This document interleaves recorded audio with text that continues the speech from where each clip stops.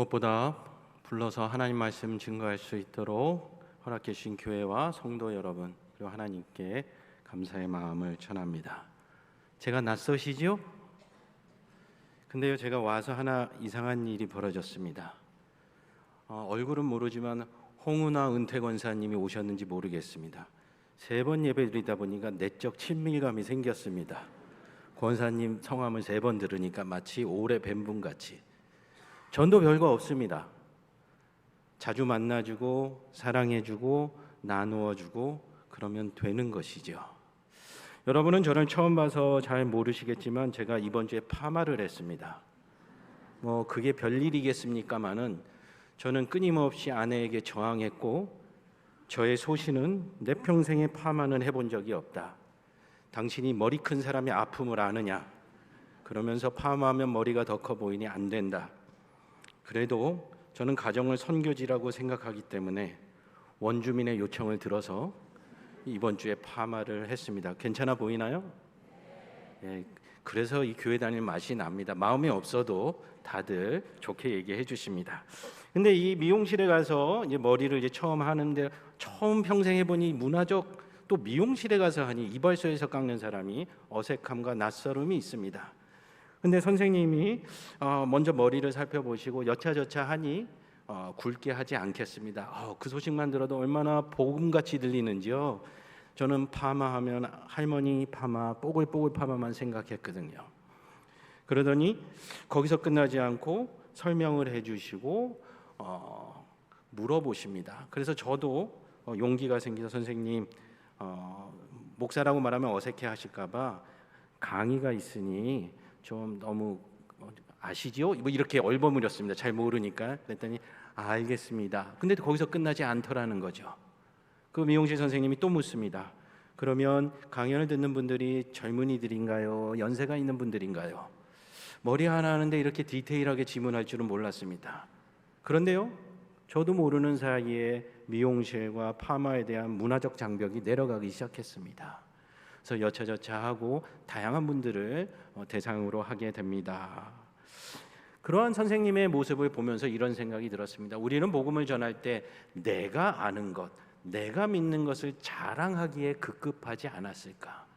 믿지 않는 분들은 믿지 않을 만한 이유가 있지요. 근데 그것은 모른 채 내가 좋으니 너도 좋겠지라는 마치 진리인 것처럼 다가갑니다. 예수 그리스도는 진리이시지만 우리가 전하는 방법과 환경은 얼마든지 다를 수 있다라는 거죠. 더 감동적인 건요, 제가 머리를 하는 동안 꼼짝 못하고 붙잡혀 있는 게 오늘도 처음 교회 나오신 분이 있을지 모르겠지만 이 예배 시간하고 비슷합니다. 오도 가도 못하고 화장실이 어디 있는지도 모르겠고 그냥 붙잡혀 있지 않습니까? 근데 마침 미용실 음악이 80년대 가요가 나옵니다. 젊었을 때 들었던 노래들이라 얼마나 마음이 편하고 내적 친밀감이 생기든지요. 그리고 주변을 돌아봤더니 손님들이 거의 제 연배 손님들이었습니다. 그래서 이 미용실이 전략적으로 그러한 나이층을 타겟으로 했겠구나 이런 생각이 듭니다. 미용실을 하는 동네의 한 사업가도 손님들의 니드에 맞춰서 준비를 하고 그들을 만족시키기 위해서 노력합니다. 물론 우리가 전하는 복음을 왜곡해서 듣는 이들이 좋은 복음을 전해서는 안 되겠죠. 그러나 때로는 우리가 너무 공격적으로 아니면 나의 목적으로 복음을 전할 때가 많이 있습니다. 오늘 성경에도 보면 하나님께서 예수 그리스도를 이 땅에 보내신 이유를 제자들이 잘못 이해하고 있습니다. 사도행전과 동일한 이야기로 이어지는 것은 누가복음인데요. 누가복음 마지막 24장에도 분명히 땅끝까지 온 세상에 복음을 전파하라고 얘기했지만 오늘 읽은 본문 1장 6절에 보면 제자들은 엉뚱한 얘기를 합니다. 온 세상에 복음을 전파하라고 했는데 이들의 오로지 관심은 자기들 나라였습니다. 이스라엘이 로마로부터 독립할 때가 언제입니까? 예수께서 오신 이유도 그거라고 생각을 했고요. 그리고 예수의 구원의 방식도 로마를 물리치고 독립된 나라를 세우는 것이라고 생각했습니다. 어쩌면 우리도 신앙생활을 한다고 얘기하지만 각자 가지고 있는 자기들의 생각과 자기들의 원하는 축복들이 있을 것입니다. 그리고 그것이 이루어지면 하나님은 살아계신 것 같고 그러한 것들이 이루어지지 않으면 하나님은 안 계신 것 같이 여겨집니다. 더 나아가서 전도하고 선교하는 것은 내가 원하는 것들이 이루어지면은 해드리고, 내가 원하는 것들이 이루어지지 않으면 죄송하지만 못 해드리겠다라는 생각도 없지 않습니다. 오늘 제목에는 의성어가 들어가 있습니다. 똑딱 똑딱. 요즘에는 핸드폰으로 보시고 전자시계니까 느낌이 적으실 수 있지만 그 소리에서 오는 느낌이 어떠한가요? 시간이 가고 있다라는 거죠. 여전히 여러분 그런 긴박감을 홈쇼핑에서 경험하지 않으시나요? 마감 임박하면 내게 필요한 게 아닌 것 같은데도 어느새 수화기를 들고 있고 주문을 넣고 물건이 도착하면 후회하고 반품하게 되지요. 시간이라는 것은 우리에게 긴박성을 가져다 줍니다. 오늘 예배에 나온 여러분 표정을 보면 주님은 안 오실 것 같습니다. 나중에 오시면 좋고 아니면 이러면서 긴급성이 없다라는 거죠. 왜요? 우리는 영원히 살 것처럼 이 땅에 초점을 맞추고 이 땅의 문제가 해결돼야 하나님 문제도 해결된다라고 생각을 합니다. 그러나 여러분이 잘 아는 말씀 마태복음 6장 33절에 이야기하시면 너희는 먼저 그의 나라와 그의 의를 구하라. 그리하면 이 모든 것을 너희에게 더하시리라. 저는 좋은 아버지를 뒀습니다. 목회자이신데요. 제가 처음 전도사를 나가면 그 당시 한 40만 원 정도의 사례를 받았습니다. 너무 많아서 다들 표정이 그러신가요? 아이를 낳고 기르기에는 턱없이 부족한 금액이죠. 근데 저희 어르신이 이런 얘기를 합니다. 아들아, 너가 교회 가서 전도사로 생활하면서 받는 그 목회 사례비, 그거 너 먹고 살라고 준 돈 아니다. 목회에 활용하라고 주신 하나님의 공급이다. 마음속에는 아버지 애 기저귀 값도 안 되고 분유 값도 안 돼요 라고 말하고 싶지만 그 말을 부정할 수 없었습니다. 하물며 성도 여러분, 여러분의 삶이 궁핍하든 부유하든 여러분에게 하나님께서 주신 상황과 환경들, 하나님의 일을 하라고 주신 것입니다. 그런데 우리의 상황과 환경이 좋아지면 하나님의 일을 하겠다라고 우리는 반대로 생각하는 경향이 있죠. 저는 평생 목사 되겠다라는 생각으로 살았습니다. 박사학위가 맞춰갈 때쯤 4년 정도 미국에서 이제 목회지로 나가기 위하여 청빙 서류를 지원하기 시작했습니다. 어릴 때부터 기도했고 나름대로 목사 아들로 준비되었다 생각했고 얼굴은 별로지만 언변은 있다라는 소리는 들었습니다. 그래서 자신감을 가지고 지원을 했습니다. 4년 동안 120곳에 지원을 했습니다. 처음에는 골라서 지원했고 나중에는 안 되니까 공고만 올라오면 다 지원했습니다. 제가 미국 동부인 뉴저지에서 살고 있었는데요. 한 번은 연락이 옵니다. 남 목사님이시죠? 저희 교회 최종 2인에 올라가셨습니다. 설교하러 오시겠습니까? LA였습니다. 비행기로 6시간을 가야 됩니다. 근데 수학이 넘어서 이런 얘기를 합니다. 목사님 죄송한데요. 교회 형편이 어려워서 교통비를 드릴 수가 없습니다. 그래도 오시겠습니까? 저는 배운 것도 있고 경험한 은혜가 있기 때문에 자신 있게 얘기했습니다. 장로님 그러면요. 저는 잡 인터뷰하러 가는 거 아닙니다. 또 한 번의 복음을 전할 기회를 붙잡고 복음 전하러 가는 겁니다. 제가 가서 취직이 안 돼도 저는 상관이 없습니다. 제 목적은 하나님의 나라에 있으니까요. 그럴듯하죠? 목사다운 대답을 한 것 같습니다. 그래서 갔더니 이제 설교를 하고 청빙위원회에서 전 종교개혁이 일어난 줄 알았습니다. 36개의 질문을 준비했다고 하시더라고요. 하나하나 질문을 하시는데요. 그 안에서 그 교회의 아픔들이 그대로 느껴졌습니다. 그 교회에 있는 문제들이 그대로 느껴졌습니다. 저는 함께 사는 것이 목회고 함께 웃고 울어주는 게 목회입니다. 그러나 청빙위원회는 아마도 정답을 기대했던 것 같습니다. 저는 그렇게 대답하지도 않았습니다. 그리고 인사를 다 마치고 이제 공항으로 가기 위해서 지인의 차를 얻어 타려고 하는데 장로님이 오셔서 흰 봉투를 내미십니다. 그래서 장로님께 이거 뭡니까? 그랬더니 목사님 죄송합니다. 사실은 목사님을 시험해 본 겁니다. 10분이 넘는 분에게 연락을 했는데 설교하러 오시겠다는 분은 딱 2분이었습니다. 한 분은 이 동네에 사는 분이고 다른 한 분은 남 목사님입니다. 이 정도면 훌륭하지 않나요? 그래서 제가 될게요, 안 될게요? 안 됐으니까 여기 있죠. 우리는 감동적인 삶을 살아가기를 원하고 뭔가 영적이고 은혜로운 삶을 기대하지만 복음을 전하는 것은 우리에게 우선순위가 아닙니다. 교회가 먼저 안정되고 뭔가 내 삶이 정리되면 그 다음에 할 수 있다라고 생각하는 경향이 매우 강합니다. 근데 하루는요, 저희 모교에서 있었던 일을 아버지께 들을 수 있었습니다. 낯선 노인과 젊은 중년이 함께 교회를 찾아왔습니다. 새신자로 등록하기에 목사님 방으로 모셔서 인사를 하는데 그 어르신이 이런 얘기를 합니다. 안녕하세요 목사님, 저는 미국에서 어느 한인교회 다니는 사람입니다. 그래서 아이고 어르신, 그러면 한국에 잠깐 들리셨나요? 예, 그런데 저희 교회 다니는 이 초신자인 이 분을 한국으로 귀국한다고 하길래 교회 다니게 하려고 제가 오늘 이 교회에 데리고 왔습니다. 그래서 목사님이 또 다시 묻습니다. 아유, 그러면 어르신도 한국에 일이 있어서 오시는 김에 그렇게 일정이 잘 맞으셨나 봅니다.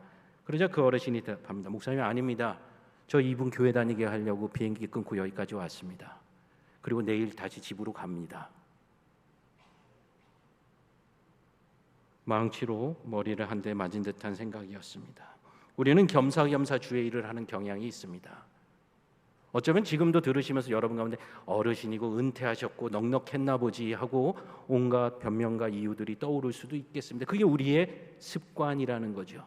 형편을 살펴보고 하나님의 일을 하는 것이 우리의 일이 아닙니다. 똑딱 시간은 가고 있습니다. 주님은 여전히 우리에게 기회를 주시고 온 세상이 주의 품으로 돌아오기를 기다리고 있다라는 거죠. 마라나타 띄어있게 안 하시죠? 마라나, 우리 주님 다 오시옵소서. 자신 있으십니까? 아마 지금 오시면 우리는 횡재수입니다. 왜요? 마침 예배드리고 있으니까요. 마침 주님 제가 항상 예배하고 있었습니다라고 핑계를 댈 수 있겠죠.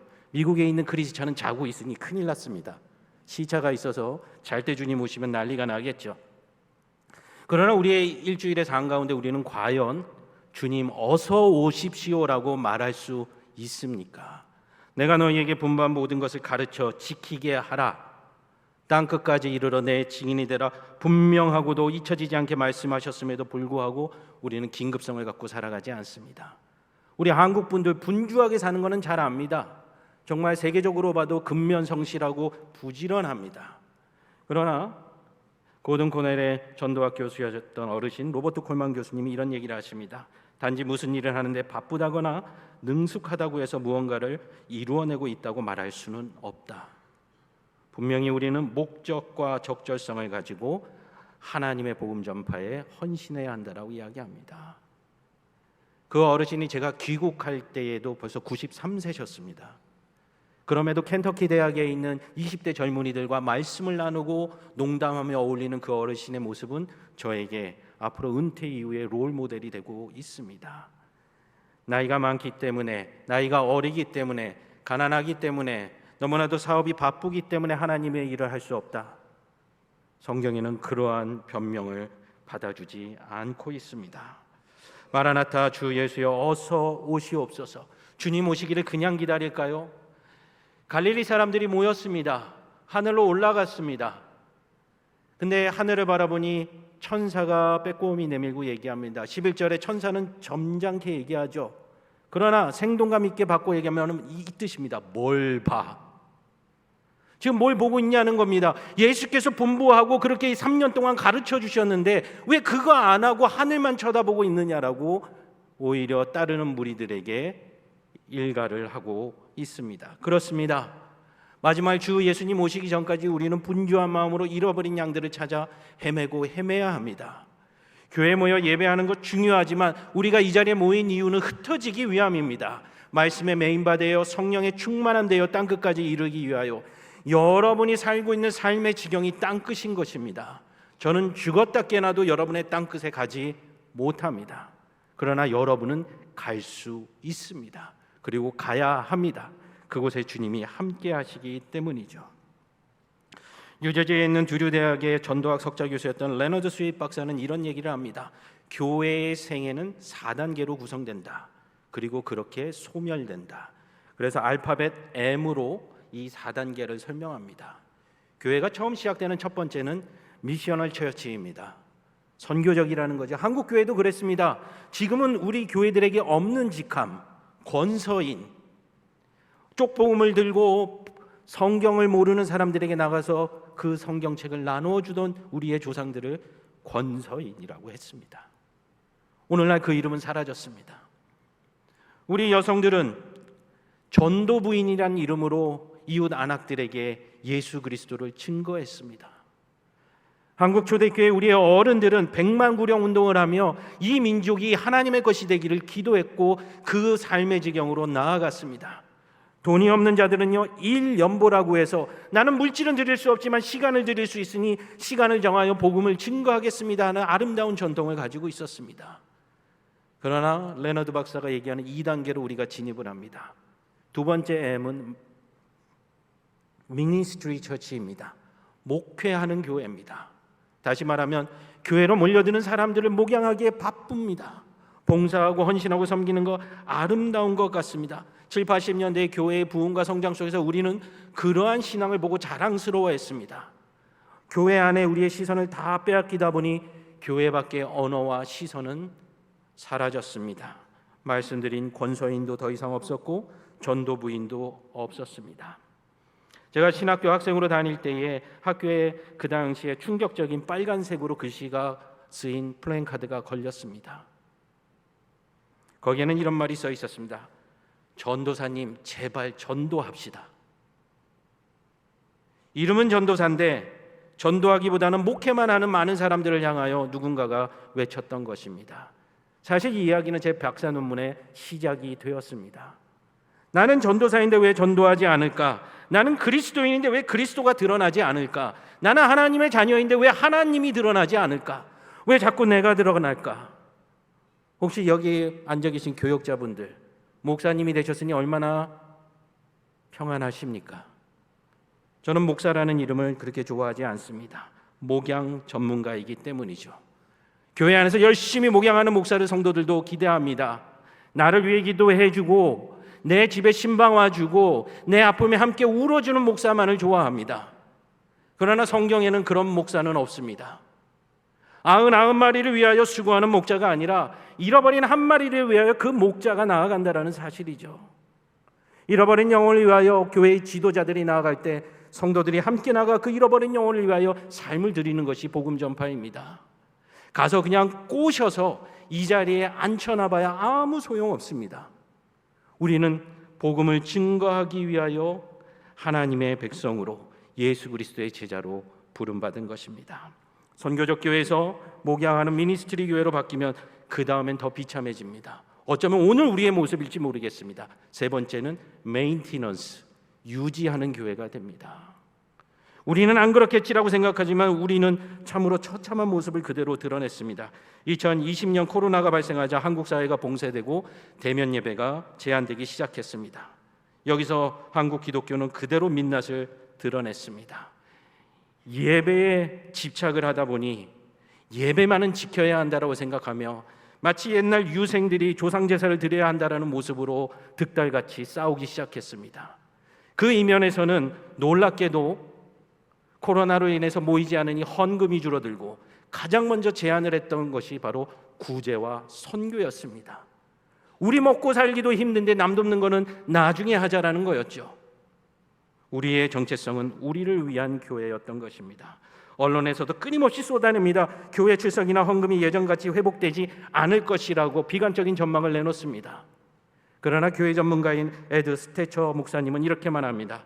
많은 사람들이 코로나 대유행 이후 교회가 다시는 예전과 같지 않을 것이라고 걱정합니다. 실제로 그랬습니다. 목사님들이 코로나 이후에 교회 성도가 회복됐습니까? 재정은 회복됐습니까? 이런 질문을 서로 많이 했습니다. 그러나 스태처 목사님은 이렇게 말합니다. 나는 그 교회가 예전처럼 될까 더 걱정이라. 우리는 유지하기 위해 이 자리에 나왔습니까? 아닙니다. 우리는 복음을 증거하고 교회의 머리 대신 예수 그리스도를 드러내기 위하여 이 자리에 나온 겁니다. 어쩌면 우리의 미래가 될지도 모르는 원하지 않는 모습이 네 번째 M입니다. 바로 뮤지엄입니다. 박물관이 되어버린 교회입니다. 제가 129군데 청빙 지원을 하다 보니 안 가본 데가 없겠죠. 한번 프린스턴에 있는 한 교회를 갔습니다. 갔더니 주일 예배에 한 6분이 계셨습니다. 그런데요, 제일 젊은 분이 60대였습니다. 막내였죠. 60대 막내분이 마이크를 준비하시고요, 90대 할아버지가 주보를 나눠주고 계십니다. 그리고 100세가 넘은 중국 이웃을 어떻게 전도할까 회의를 하고 있었습니다. 죄송한 얘기입니다만 고령화되는 한국 사회, 우리의 육신의 노화는 하나님의 창조 질서이기 때문에 피할 길이 없습니다. 그러나 교회는 그렇지 않습니다. 우리는 이대로 나이 들어가고 레너드 박사가 비관적으로 얘기했던 박물관이 되기 위해 이 교회를 지키는 것이 아닙니다. 새 생명이 태어나고 다시 선교하며 복음을 전하는 교회가 되기 위하여 우리는 탈바꿈해야 하는 것입니다. 라틴어가 익숙하지 않으시겠지만 중요한 문장이기 때문에 대신 읽어드리겠습니다. 에클레시아 레포르만타 셈페르 레포르만다. 우리 개혁교회는 항상 개혁되고 개혁되어야 한다라는 것입니다. 다른 말로 하면 우리는 날마다 새로워져야 한다라는 사실이죠. 우리가 찬송으로도 부르지 않습니까? 아침마다 새롭고 늘 새로우니 주의 성실이 금이라 신실하신 주님. 주님은 항상 새롭고 신실하신데 우리는 왜 그렇게 나이 들어가고 있습니까? 아름답게 나이 들어가는 것이 아니라 늙어가고 있습니까? 우리의 한국교회는 왜 이러한 아픔을 목전에 두고 있습니까? 우리 스스로 하나님의 은혜를 구하지 않았기 때문입니다. 우리의 과거의 경험과 역사만을 자랑했습니다. 저도 미국으로 유학 가면서 교회 성장학을 공부하려고 했습니다. 그리고 한국의 이 뛰어난 유산들, 폭발적인 교회 성장을 자랑하고 싶었습니다. 그러나 11년 동안 유학 생활에 제가 들은 한국교회 이름은 딱 한 번이었습니다. 여의도 순복음교회. 데이비드. 수많은 아름다운 교회 유산들이 있음에도 불구하고 세계교회는 한국교회를 주목하지 않았습니다. 우연이라고 말하기도 힘듭니다. 11년 동안 공부를 했는데도 들어보기 힘들었습니다. 왜요? 우리는 우리끼리 칭찬했기 때문입니다. 우리끼리 우리를 위하여 모였기 때문입니다. 여전히 여러분 전도가 얼마나 부담스러우십니까? 자기를 부인하기 어렵기 때문이죠. 내 주머니에 있는 물질과 내 호흡하는 시간들이 내 것이라고 생각하기 때문입니다. 그러나 오늘 하늘도 하나님이 우리에게 주신 시간들입니다. 제가 굳이 무슨 산부 예배를 멋있게 보이겠다고 따로 원고를 준비하겠습니까? 어젯밤에도 늦은 시간까지 후회하며 준비했습니다. 내가 왜 굳이 겉멋이 들어가지고. 그러나 어제 연구실을 빠져나오는 자정에 하나님 앞에 감사했습니다. 하나님, 제가 3부까지 준비했는데 오늘 밤에 저를 데려가진 않으시겠죠? 저는 확실히 내일이 보장된 줄로 믿습니다. 그리고 오늘 여기 왔습니다. 오늘 하루에 우리에게 주신 시간들도 하나님께서 우리의 목적이 아닌 하나님의 목적을 위하여 그 시간을 주신 겁니다. 똑딱똑딱 그 시간의 긴박함, 하나님 나라를 위하여 써야 하지 않겠습니까? 지난 2월 대학교 졸업식이 있었습니다. 저희 첫째 아들과 같이 운동을 했던 운동부 아이들이 4년이 지나서 대학교를 졸업하기에 그 학부형들이 고등학교 때 동고동락했기 때문에 저도 초대해 주었습니다. 아이는 미국에 가 있지만 사실 한국 대학 다 떨어져서 미국 하나 붙어서 간 겁니다. 그런데요, 같이 모이는데 학부형 모임이니까 술도 한 잔씩 하시지요. 그러면서 근황들을 전해줬습니다. 어떤 아이는 군대를 가서 졸업이 좀 늦어졌고, 어떤 아이는 졸업하고 취업을 했고, 어떤 아이는 아직 진로를 찾지 못해서 고민한다고 했습니다. 그리고 저한테도 소식을 물어봤습니다. 저희 아이는 한국 대학 떨어진 거 다 아시잖아요. 그 팀에서 저희 아이만 대학 못 갔습니다. 제일 못했던 건 아닌 것 같아요. 아버지의 시선은 그렇습니다. 어쨌든 미국에 가서 프리메드 의대 준비를 하게 되었고, 우수반에 들어가게 되었고, 끊임없이 공부를 하고 지난 5월에 졸업을 했습니다. 40군데의 대학원에 지원 원서를 넣어놓고 지금 기다리면서 필라델피아 제퍼슨 병원에서 일하고 있습니다. 제가 아는 전부가 이 정도입니다. 저는 의학자가 아니니까요. 그러자 다른 부모님들이 다 똑같이 얘기합니다. 아버님 좋으시겠어요? 제가 묻습니다. 왜 좋죠? 아니, 아들이 의사가 되면. 그래서요? 그 아들이 돈을 많이 벌면. 그래서요? 걔가 돈을 많이 벌어야 지 마누라 갖다 주지 저 갖다 주겠습니까? 효의 정신은 사라진 지 오래됐습니다. 제가 그 아이를 아들이니까 길렀다고 생각하는 거죠. 근데요, 약간 취해서 말씀하시는 분들 사실 교회 다니는 분이었어요. 부인 성화에 못 이겨서 따라다니는 분이죠. 그래서 제가 그분한테 그 자리에서 불편하도록 집사님 그랬습니다. 집사님 왜 좋죠? 그야 하고 얼버무리기 시작합니다. 그래서 제가 제 얘기를 하기 시작했습니다. 아버님 목사 가난한 거 아시잖아요. 운동시키면서도 제일 힘들었잖아요. 그런데요, 저는 운동을 시킨 것도 복음 전파를 위해서 시킨 겁니다. 아이가 지금 가서 의사가 되는 거 제가 어떻게 감당하겠습니까? 그 천문학적인 학비를 무슨 수로 감당하겠습니까? 아이를 보내면서 이런 얘기를 했습니다. 아들아, 알지? 빌 게이츠도 저커버거도 다 한 학기만 다녔다. 그래도 성공하니까 훌륭한 동문이라고 하더라. 한 학기 잘 다녀오너라. 그런 아이가 하나님의 은혜로 지난 5월에 졸업했습니다. 자기 아들 잘된 거 뭐 자랑하는 게 목사로서 뭐 이렇게 뻔뻔합니까? 저는 아내와 손을 붙잡고 이거에 대해서 기도하기 시작했습니다. 내가 감당할 수 없는 길을 아이가 부름받아 선택했다. 어떻게 할 것인가? 단에 올라가서 내 아들 잘났습니다라고 얘기하는 게 무슨 능력이 있겠습니까? 아내도 고민하기 시작했습니다. 제가 이렇게 설명합니다. 우리는 아들을 기르는 것이 아니라 선교사를 기르는 거다. 이 학비는 선교비다. 그러니 우리가 무슨 수를 써서라도 그 아이를 통해 복음을 듣게 될 사람들을 위하여 최선을 다해야 된다.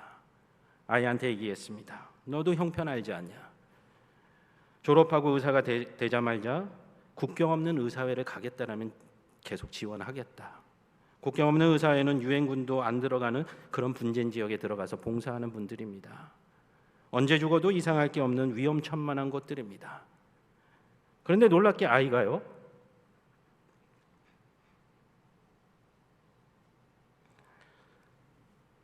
가겠다고 합니다. 그리고 지난 4년 동안 몸이 부셔져라 공부하고 이랬습니다. 근데 아이가 웃으면서 얘기합니다. 아빠 힘들어요. 근데 어릴 때부터 운동부를 해서 체력이 남아요. 정말 잠을 안 자고 일을 하더라고요. 의사가 될지 안 될지는 모르겠습니다.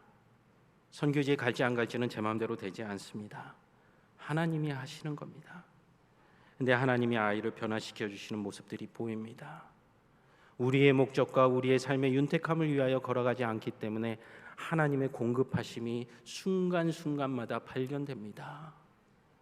한국 있을 때는 안 하던 교회 가서 찬양 인도를 하고 기도회 가서 기도를 열심히 합니다. 전화하면 아빠 기도회 중이에요. 끊으세요. 의료봉사를 나갔다 와서도 아빠 말씀을 더 외워야겠어요. 노숙자분들이 기도해달라고 그렇게 부탁을 해요. 근데 내가 말씀을 많이 못 외워서 기도 못한 게 너무 속상해요. 하나님을 찬양할 수밖에 없습니다. 하나님은 하나님의 일을 이루어가고 계시기 때문입니다. 의사라는 세상이 번듯한 직업만이 그렇지 않습니다. 그랬더니 그 약간 취해 있던 그 아버님이 정신이 깼는지 이런 얘기를 합니다. 역시 목사님은 다르시네요.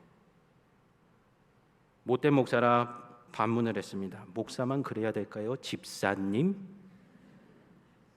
웃으면서 넘어갔습니다. 그렇습니다. 하나님 우리 모두를 부르고 계십니다. 오늘도 부르실 것이고 응답 안 하면 내일도 부르실 겁니다. 다음 주에도 부르실 겁니다. 끊임없이 부르실 겁니다. 요즘 시기에 있는 장치 있지요? 스누즈라는 장치. 시간은 똑딱똑딱 가고 있으며 마라나타의 시간이 오고 있는데 우리는 영적으로 잠들어 있어서 계속 스누즈를 누르면서 조금만 더 있다가요, 내 병이 나으면요, 내가 성공하면요, 우리가 안정되면요, 그때 복음을 전하겠다라고 계속 영적 스누즈 연장을 시키고 있습니다. 그러나 하나님은 우리를 오늘 이 시간에 원하고 계십니다. 여러분 마음으로 대답하십시오. 그리고 하나님의 부르심에 아멘 주 예수여 어서 오시옵소서, 나는 준비되었습니다. 주님이 언제 오셔도 나는 복음을 전하고 있을 것입니다. 그 복음을 위하여 생명을 던지겠습니다. 그러한 하나님의 복된 성도가 되시기를 주의 이름으로 축원합니다.